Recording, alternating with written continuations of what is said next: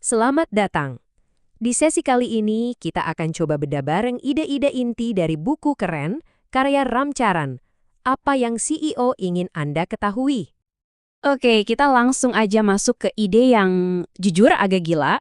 Gimana kalau ternyata cara berpikir seorang CEO perusahaan raksasa itu sama persis dengan pedagang kaki lima di pinggir jalan? Kedengarannya aneh kan? Tapi Ram Charan berani bilang begini karena menurut dia, pada dasarnya, keduanya itu jago di prinsip dasar yang sama, cara menghasilkan uang. Nah, pendekatan yang sama inilah yang disebut Charan sebagai bahasa universal bisnis. Dan ini penting banget loh, nggak peduli jabatan Anda apa, mau staff, manajer, atau direktur sekalipun. Jadi, ini tuh bukan soal jargon-jargon aneh. Ini lebih ke soal gimana caranya kita bisa melihat pekerjaan kita sehari-hari itu nyambungnya kemana untuk kesuksesan perusahaan. Dengan ngerti bahasa ini, Anda bisa keluar dari kotak Anda sendiri, entah Anda di tim IT, marketing, atau keuangan, dan mulai melihat gambaran besarnya.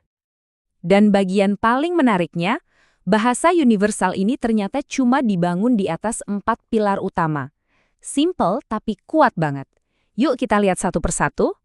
Yang pertama, dan ini yang paling dasar dari segalanya, adalah pelanggan. Iya, beneran. Semuanya itu dimulai dari pelanggan. Nggak ada pelanggan, ya nggak ada bisnis kan? Sederhana. Nah, para pemimpin hebat, sama kayak pedagang kaki lima yang jagoan itu, mereka tuh terobsesi buat kenal langsung sama pelanggannya. Bukan cuma lihat angka-angka di laporan atau hasil survei doang. Jadi, pertanyaannya buat kita semua. Coba deh pikirin, apa sih yang sebenarnya dibeli pelanggan dari kita? Kenapa mereka pilih kita? Apa cuma karena produknya? Atau jangan-jangan karena kita bisa diandalkan, karena praktis, atau karena pelayanan kita yang oke? Oke, kita lanjut ke pilar yang kedua.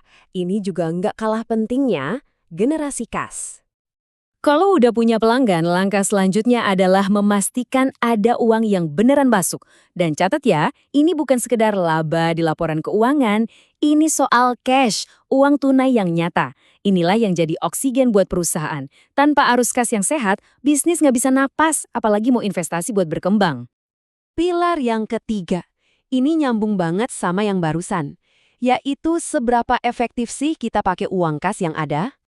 Nah, inilah yang sering disebut Return on Invested Capital atau ROCI.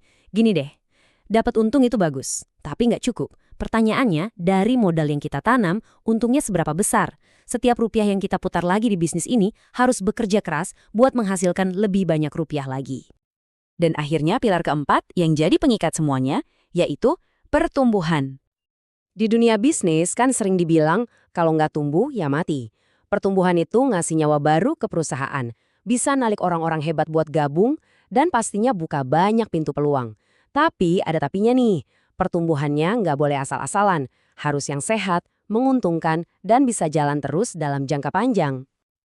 Oke, kita udah lihat keempat pilarnya. Tapi ngerti satu-satu aja nggak cukup.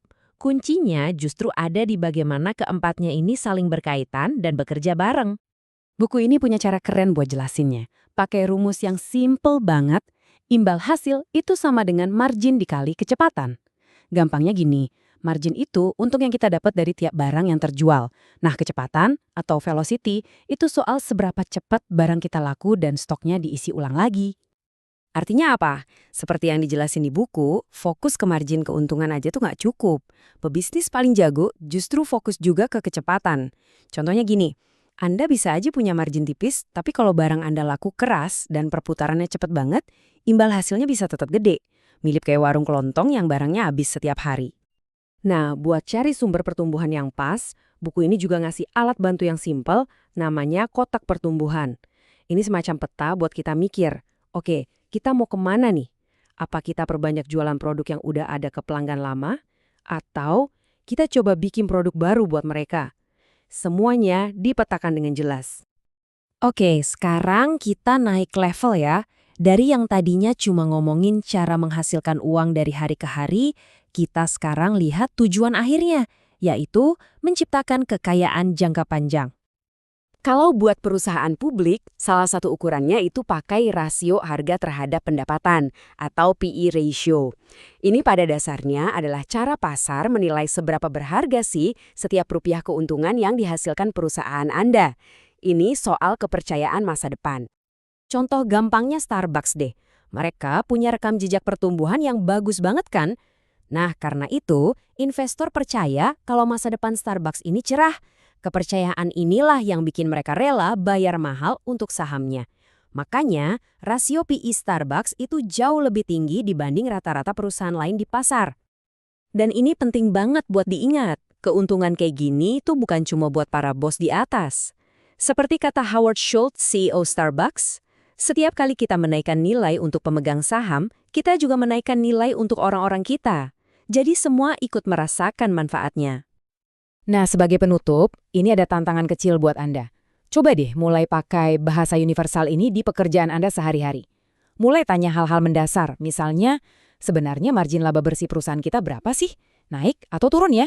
Dengan mulai bertanya seperti ini, Anda nggak lagi cuma melihat pekerjaan Anda sebagai potongan kecil, tapi mulai melihat bagaimana keseluruhan mesin bisnis ini berjalan. Keren kan?